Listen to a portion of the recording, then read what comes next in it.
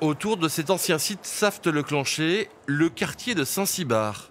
Les habitants ont reçu dans le courant du mois d'avril une information de la mairie les invitant à ne plus utiliser l'eau des puits. Ils nous demandent une décision interdite l'usage de l'eau des puits pour la consommation humaine, le lavage des légumes, de la vaisselle, l'arrosage, l'usage quotidien. Des puits, le quartier en compte des dizaines. Leur existence est liée à une activité très présente dans ce secteur jusqu'au milieu du XXe siècle. À l'origine, c'était des maraîchers, c'était à titre individuel, mais aussi pour vendre sur le marché aux halles.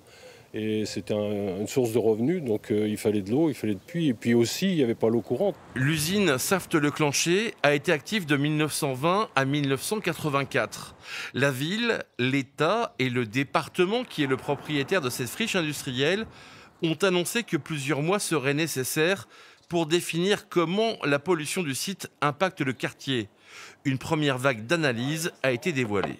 Ce qu'on sait aujourd'hui, c'est qu'il y a une pollution avérée sur le site de métaux lourds, de trichloroéthylène, à des degrés divers selon où on se trouve sur le site. L'autre volet de ce dossier est juridique, car il faudra payer pour dépolluer le site et donc rechercher les responsabilités au niveau de Saft.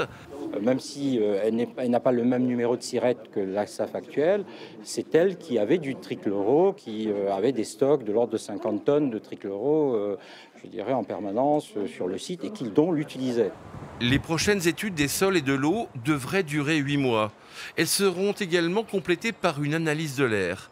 Par ailleurs, le département a révélé qu'une étude des sols moins poussée a été réalisée en 2012. Elle démontrait déjà une présence de pollution. Ce document n'a jamais été révélé au public jusqu'à aujourd'hui.